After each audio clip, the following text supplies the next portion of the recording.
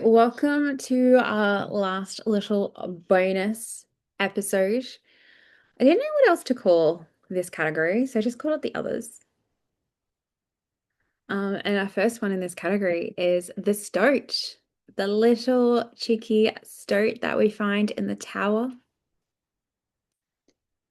So stoats are basically the venomous version of a ferret.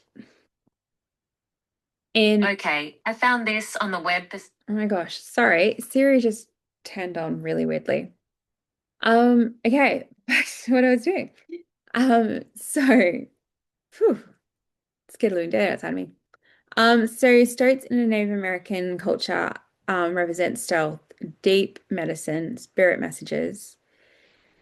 In Celtic, they're the keeper of secrets, they're shape-shifting, often associated with funerals and beings called Binyan Yujal, which is the shape-shifting witches.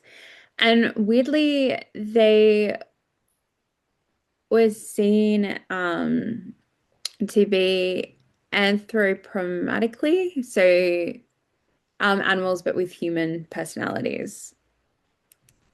And if you are a fan of the stop motion Wind in the Willows from the 60s, which I am, it represents they have the stoats or the weasels who are cunning and thieves, and that's what a lot of Irish Celts believed they were too. In China, they're seen as wandering spirits or deities that influence humans to be respected but not feared. And in Western cultures, they are high status, cunning, vengeful. When white, they are purity, honor, and transformation. And of course, there's not really any legends or mythos about the stoat themselves. Like there's a lot about ferrets and things, but the stoat itself, they were used for hunting. They were domesticated and used for hunting, and that's how they tended to ferrets. But I thought this was really, really, really interesting.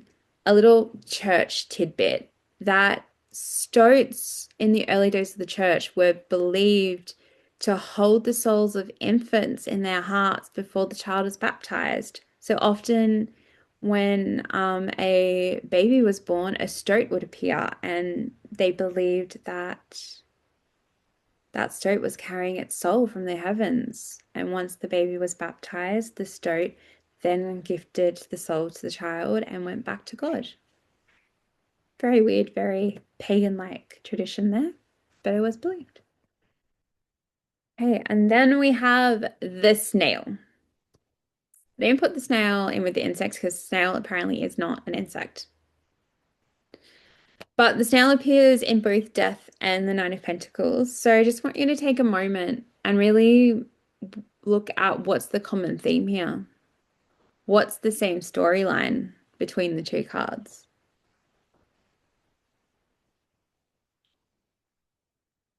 Inner peace, sovereignty,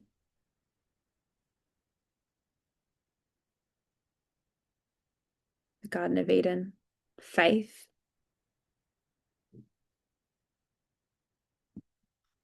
Okay, so snails in Native American culture are sacred, are the sacred spiral of life, protection and patience. In Celtic, they represent the spiral, which of course is a very sacred symbol. Being able to see the hidden wisdom of the natural world, quiet but powerful energy. In China, they're seen to represent love, desire, happiness, and self-sufficiency. In Hindu, they are the symbol of death, spiritually centered, comfortable with yourself, and grounded. And in Western cultures, they're resilience, cycles, patience, personal boundaries, and introspection. But they're also, in a lot of Western cultures, are seen as a pest. So again, it'd be really interesting to hear which ones really jump out to you and which ones make sense, which ones don't, which ones you feel called to, and have you ever thought of a snail in these ways? Now, with snails, there is a Aztec god, Tecazetl, who was a moon god, and he was basically the Aztecs' version of the man in the moon. He lived in the moon, he was the god of the moon. He went to the trials against the three sun gods. There's all sorts of things about him. But what I found really fascinating was he had a snail shell on his back. and he carried it to symbolize the rebirths we go through daily as the snail appears and disappears with the moon. So I don't know if a lot of you know that, but some varieties of snails are nocturnal. And they believed that when a snail appeared was one rebirth, and when it left was another death. And then during the day, you're going through your transformation, and as you were sleeping at night, you were going through that rebirth. I think that's a really fascinating way to look at it. And now we're moving on to insects. And of course, the one insect in the whole of the cards is a butterfly, a beloved golden butterfly.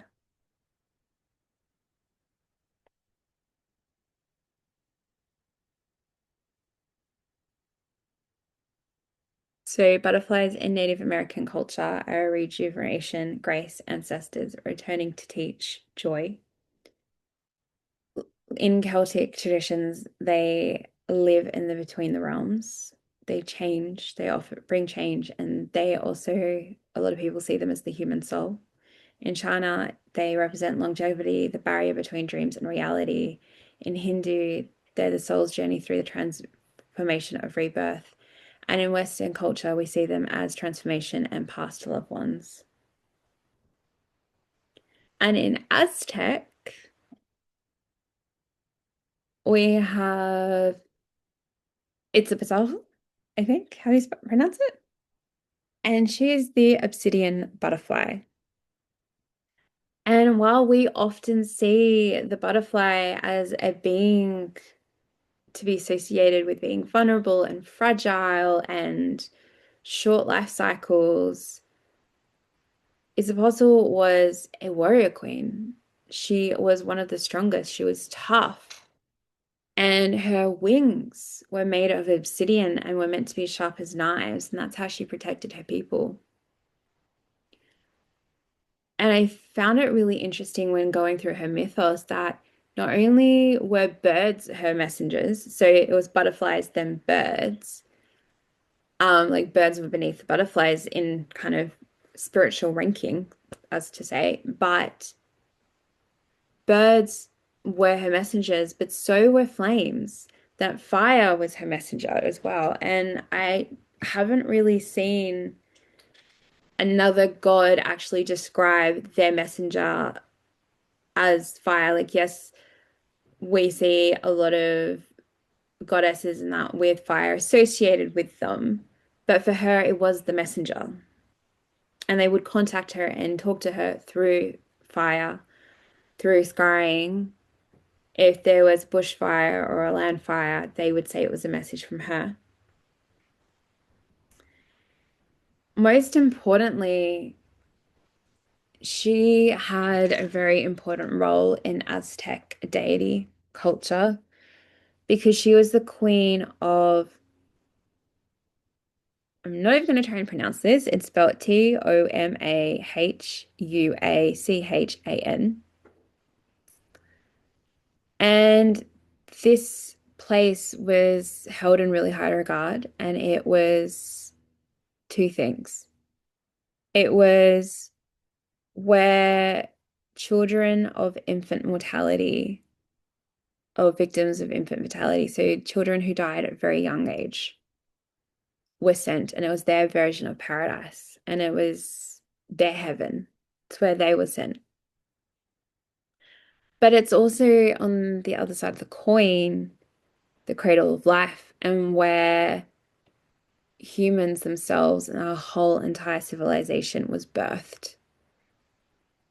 And I think that's so interesting and so fascinating to me. That's something that we kind of see as fragile was in charge and put in place of the cradle of life. And there's a strength in that fragileness, there's a strength in that vulnerability. And I think we do forget it because it doesn't take much for a butterfly to die, but we forget that the transformation they have to go through becoming the caterpillar, then the butterfly, that takes a lot of courage. They don't actually know what's happening. They've just got this divine instinct. That takes a lot of courage and a lot of strength. And we see the beauty in the butterfly and we see this vulnerability, but we forget about the path that the butterfly has gone through to get there. And I think that's a really beautiful reminder. And also a reminder that there is a strength in vulnerability and there is a message there also that strength doesn't have to be about going in and throwing fists and being absolutely crazy and being vocal and being very loud and rage and bashing things around. And, it can be that very simple elegance, that beauty, that vulnerability, that grace, that light touch. That can be sometimes the most powerful form of strength. And yeah, I think that's really interesting. Anyway, I hope you have enjoyed this bonus episode, and I will see you in our next live where we'll be led by butterflies and we'll be going through a journey through the tarot. And I cannot wait to see you there and to hear any shares that you might have. And I'll see you soon.